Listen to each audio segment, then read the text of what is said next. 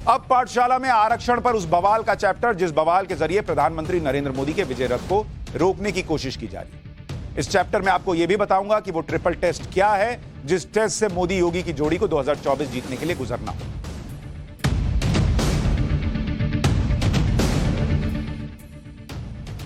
उत्तर प्रदेश में इन दिनों ओबीसी आरक्षण को लेकर राजनीति तेज हो गई। इसकी वजह है इलाहाबाद हाईकोर्ट का वो फैसला जिसमें हाईकोर्ट ने यह कह दिया कि राज्य सरकार बिना ओबीसी आरक्षण के निकाय चुनाव कराए। मतलब जो लोकल बॉडीज के चुनाव होंगे उसमें ओबीसी आरक्षण नहीं होगा। इसके साथ ही हाईकोर्ट ने योगी सरकार के ओबीसी आरक्षण देने के फॉर्मूले से असहमति जताते हुए सरकार के आरक्षण से जुड़े ड्राफ्ट नोटिफिकेशन को भी रद्द कर दिया। हाईकोर्ट के इस फैसले के बाद विपक्ष ने योगी सरकार को घेरना शुरू कर दिया और यह कहा कि क्योंकि बीजेपी आरक्षण विरोधी है इसलिए जानबूझकर ऐसा किया गया जिससे ओबीसी वर्ग को चुनाव में आरक्षण ना मिले। मतलब बीजेपी को, योगी सरकार को, मोदी सरकार को एंटी ओबीसी बताने का नैरेटिव शुरू हुआ। अब इसका इंपैक्ट 2024 में कैसे पड़ सकता है और क्या इसके पीछे पॉलिटिक्स है, आज आपको डिटेल में समझाऊं। लेकिन पहले पूरा मामला क्या है तो समझिए, उसके बाद ना समझ में आएगा कि इसके पीछे की पॉलिटिक्स क्या है। और पूरा मामला समझाऊं उससे पहले यह समझ लीजिए कि इससे पीएम मोदी और सीएम योगी को क्यों घेरा जा रहा। देश में अगर आप देखेंगे ये पूरे तुरंत विपक्ष एक्टिव क्यों हुआ, देश में अगर आप देखेंगे, देश में ओबीसी आबादी कितनी है, करीब 52% आबादी ओबीसी, 52%। इस समय लोकसभा सांसद कितने हैं, लोकसभा सांसद जो ओबीसी हैं उनकी संख्या कितनी है, 120 सांसद ओबीसी। और ओबीसी प्रभाव वाली सीटें कितनी हैं देश के अंदर, लोकसभा के अंदर 200 सीट है बॉस, 200 सीट। अब आपको समझ में आया कि विपक्ष तुरंत क्यों एक्टिव हो गया कि अरे ये तो योगी मोदी ओबीसी के खिलाफ है, इसलिए देखो ये निकाय चुनाव में ये कोर्ट में उस तरह से लड़े नहीं और आरक्षण चला गया। और विपक्ष को पता है कि बीजेपी को 2024 में रोकना है, नरेंद्र मोदी को 2024 में रोकना है, तो इन 200 सीट पे लड़ाई जो है अगर जीत गए तो मामला खत्म इनका। क्योंकि बीजेपी का अगर आप ओबीसी वोट देखिएगा, बीजेपी ओबीसी वोट कितना मिलता है बीजेपी को, अगर आप ये देखिएगा 2014 में 34% वोट मिला बीजेपी को।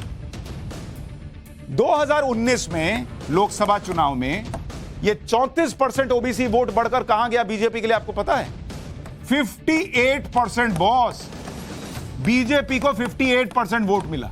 यानी अगर आप देखिएगा तो करीब ये जंप है, 24% वोट ओबीसी का बढ़ गया बीजेपी के लिए 5 साल नरेंद्र मोदी के राज में। 5 साल नरेंद्र मोदी ने ऐसा क्या कर दिया कि इतना मैसिव जंप है बॉस कि पूरा ओबीसी समुदाय जो है वो सीधे बीजेपी के पास। अब आप सोच रहे हैं इतनी बड़ी 200 सीटें हैं उसमें इनका इतना प्रभाव है और 58% एकदम क्लीन स्वीप है ओबीसी वोट का। इसलिए यह खबर आपको समझनी चाहिए कि यह कितनी इंपॉर्टेंट है। यूपी में इलाहाबाद हाईकोर्ट के फैसले पर जबरदस्त राजनीति हो रही है। अखिलेश यादव कह रहे हैं कि आज बीजेपी ने पिछड़ों का हक छीना है, कल दलितों का आरक्षण छीन लेंगी। मतलब नैरेटिव यह बन गया कि भाई इन्होंने छीन लिया, फैसला कोर्ट का आया लेकिन हो गया कि बीजेपी छीन रही है। क्यों, इंपैक्ट क्या है आपको बता दिया। मायावती ने कहा कि हाईकोर्ट का फैसला बीजेपी के आरक्षण विरोधी सोच को दिखाता है। यानी इस फैसले के बहाने विपक्ष बीजेपी और नरेंद्र मोदी को पिछड़ा और दलित विरोधी बता रहा है। लेकिन ओबीसी और दलितों के लिए मोदी सरकार ने जो किया है उसका नतीजा ना है बॉस कि चुनाव में उन्हें जबरदस्त वोट मिल रहा है। ये जो आपको दिखा रहा हूं कि 34% जो है वो 5 साल में बढ़ के 58% हो गया, ये बिना काम के हो जाएगा अपने आप। ओबीसी को लगा कि चलो 5 साल हो गए, थोड़ा और भर भर के वोट देते हैं। बिना काम के वोट ऐसे नहीं मिलता बॉस, इतना भर के थोड़ा बहुत मिल जाएगा। सीएसडीएस का एक सर्वे है, वो सर्वे क्या कहता है आपको पता है? साल 2014 में सीएसडीएस का सर्वे, ये सर्वे ये कह रहा है कि साल 2014 में लोकसभा चुनाव में बीजेपी को गैर यादव ओबीसी वोट कितना मिला था आपको पता है? 2014 गैर यादव ओबीसी वोट। ये आपको यूपी का बता रहा हूं, उत्तर प्रदेश का, सिर्फ उत्तर प्रदेश का, जहां बीजेपी को इतनी मैसिव सीट आई कि कोई खड़ा ही नहीं हुआ फिर आगे। यानी 61% वोट मिला गैर यादव ओबीसी का। यानी यादवों को छोड़कर ओबीसी जातियां जो हैं उनके वोट बीजेपी को बड़ी संख्या में मिले और यह वोट शेयर लगातार बढ़ रहा है। अगर आप इसको साल 2017 के लिहाज से देखिएगा, जब वहां विधानसभा चुनाव हुए, तो गैर यादव ओबीसी वोट कितना था, यही आपको बता रहा हूं, 61% विधानसभा में भी मिला। फिर साल 2019 का देखिए बीजेपी को कैसे गैर यादव ओबीसी वोट मिलता है। ये जो 61% था, ये 2019 में बढ़कर हो गया 72%। बॉस, भयंकर पोलराइजेशन बीजेपी की तरफ, यादवों को छोड़कर सारे ओबीसी चले गए बीजेपी की तरफ। और 2022 के विधानसभा चुनाव में उत्तर प्रदेश में अगर आप देखेंगे तो गैर यादव ओबीसी जो हैं वो 61% से बढ़कर 66% हो गया। मतलब योगी से भी खुश, मोदी से भी खुश, और इसी से विपक्ष ना खुश। और इसीलिए नैरेटिव ये बन रहा है कि भैया देखिए ये तो आरक्षण खत्म करने वाले। अरे आरक्षण कैसे खत्म होगा? तो आपने इसकी पृष्ठभूमि समझ ली कि क्यों इतना वहां पर बवाल हो रहा है। अब यूपी में जो हुआ वो पूरा मामला समझ। इलाहाबाद हाईकोर्ट की लखनऊ बेंच ने क्या किया कि यूपी सरकार को आदेश दे दिया कि सरकार बिना ओबीसी आरक्षण के निकाय चुनाव कराएगी। हाईकोर्ट ने योगी सरकार के निकाय चुनाव से जुड़े 5 दिसंबर के ड्राफ्ट नोटिफिकेशन को कैंसिल कर दिया, रद्द कर दिया, जिसमें नगर निकाय चुनाव में आरक्षित सीटों की जानकारी दी गई। तो पहले तो सवाल यह पूछना चाहिए कि भाई जिनको अगर आरक्षण नहीं देना होगा वो आरक्षित सीटें करके नोटिफिकेशन क्यों लाते? लेकिन आजकल ये सब कौन पूछता है। इलाहाबाद हाईकोर्ट यह फैसला उन याचिकाओं पर दे रहा था जिसमें आरक्षित सीटों से जुड़े सरकार के ड्राफ्ट नोटिफिकेशन को चैलेंज किया गया था। और यह कहा गया कि सुप्रीम कोर्ट की तरफ से निर्धारित ट्रिपल टेस्ट नहीं कराया गया। अब आपने ट्रिपल तलाक तो सुना था, ये ट्रिपल टेस्ट क्या है बॉस? ये अभी आगे बताऊंगा। याचिकाकर्ताओं का कहना था कि सरकार को सुप्रीम कोर्ट की ओर से यह तय फॉर्मूले का पालन करना चाहिए था। इस पर यूपी सरकार ने हाईकोर्ट को बताया कि उसने एक रैपिड सर्वे करा लिया था और यह ट्रिपल टेस्ट फॉर्मूले की ही तरह था। लेकिन हाईकोर्ट ने ट्रिपल टेस्ट को जरूरी बताते हुए कहा कि जब तक ट्रिपल टेस्ट पूरा नहीं होगा तब तक पिछड़े वर्ग को आरक्षण नहीं दिया जा सकता, क्योंकि ट्रिपल टेस्ट की प्रक्रिया कठिन है, इसमें टाइम लगेगा। हाईकोर्ट ने राज्य सरकार और राज्य चुनाव आयोग को आदेश दे दिया कि जो पिछड़े वर्ग की सीटों को सामान्य श्रेणी की सीटों में डाल लीजिए और चुनाव की घोषणा कर दीजिए जल्दी, क्योंकि कई निकाय चुनावों का टर्म जो है वो 31 जनवरी 2023 को खत्म हो रहा है। तो उनको जनरल कैटेगरी में मिला के आप चुनाव करा लीजिए, ये कोर्ट ने कह दिया। अब ट्रिपल टेस्ट बचा हुआ, उस पर आऊंगा अभी।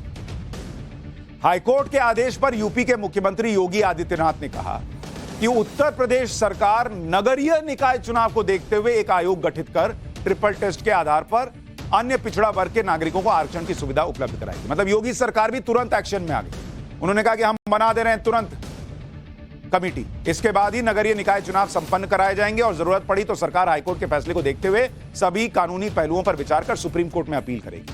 मतलब योगी सरकार यह कह रही है कि हमने ट्रिपल टेस्ट के लिए जो पहली कड़ी है वो पूरा कर दिया, चुनाव तो आरक्षण के साथ ही कराएंगे, ये भी मैसेज दे दिया और कहा कि सुप्रीम कोर्ट जाना पड़ेगा तो सुप्रीम कोर्ट भी चले गए।